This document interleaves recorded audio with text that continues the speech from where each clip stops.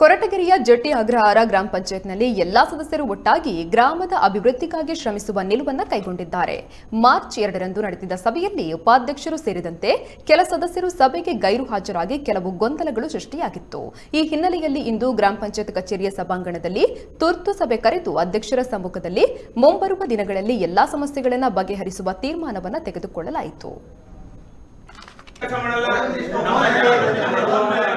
Issues ಆಗಿದೆ, ಅದಕ್ಕೆ ಬಳಕೆ ಆಗಿಲ್ಲ, ಅದು ಬೇರೆದಕ್ಕೆ ಬಳಕೆ ಆಗಿದೆ ಅನ್ನೋ ಪತ್ರಿಕೆಯಲ್ಲಿ ಈಗಾಗಲೇ ಯಾವುದೋ ಒಂದು 2-3 ಪತ್ರಿಕೆಯಲ್ಲಿ ನೋಡಿದೆ ಮೇಡಮ್.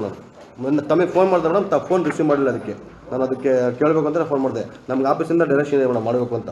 ಅದಕ್ಕೆ ದಯವಿಟ್ಟು ಅದಕ್ಕೆ ಕೊಟ್ಟರೆ ಯಾವ್ಯಾವುದಕ್ಕೆ SC ಏನೇನು ಕೊಟ್ಟಿದೆ ಅಂತ ಕೊಟ್ಟರೆ ನಮಗೂ ಅನುಕೂಲ ಆಗುತ್ತೆ, ತಮಗೂ ಅದು ಡೈರೆಕ್ಟಾಗಿ ನಮ್ಗೆ ಮಾಹಿತಿ ಕೊಟ್ಟಂಗೆ ಆಗುತ್ತೆ ಮೇಡಮ್. ದಯವಿಟ್ಟು ಅದಕ್ಕೆ ಕೊಡಿ ಮೇಡಮ್. ಹ್ಞೂ. ಆಕ್ಷನ್ ಪ್ಲಾನ್ ಮಾಡಿರಲಿಲ್ಲ. ಅಮೌಂಟ್ ಎಲ್ಲ ಹಂಗೆ ಇತ್ತು, 2 ಕಂತಿದ್ದು.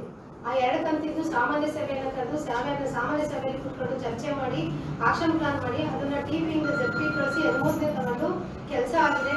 ಆ ಕೆಲಸಕ್ಕೆ ಆ ಒಂದು ವರ್ಷದ್ದು 18-19ನೇ ಸಾಲಿಂದು ಆಡಿಟು ಆಗಿದೆ.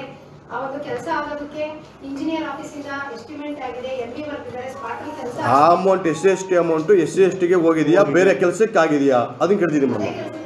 SC ಕೆಲಸಕ್ಕೆ SC ಹೋಗಿದೆ. ಪರಿಶಿಷ್ಟ ಜಾತಿ ಮತ್ತು ಪರಿಶಿಷ್ಟ ವರ್ಗದವರಿಗೆ ಮೀಸಲಿಟ್ಟ ಹಣನ ಬೇರೆ ಸಾಮಾನ್ಯ ಸಭೆಯಲ್ಲಿ ಸಮೇತ ಡೈವರ್ಟ್ ಮಾಡ್ಕೊಡ್ತು. ಸರ್ಕಾರ ಇಡಬೇಕು. ಉಳಿದ 75% ಎಲ್ಲ ಹಂಚ್ಕೋಬೇಕು. ಅದು ಅವ್ರಿಗೆ ರಿಸರ್ವ್ ಫಂಡ್ ಅಂತ ಇರುತ್ತೆ.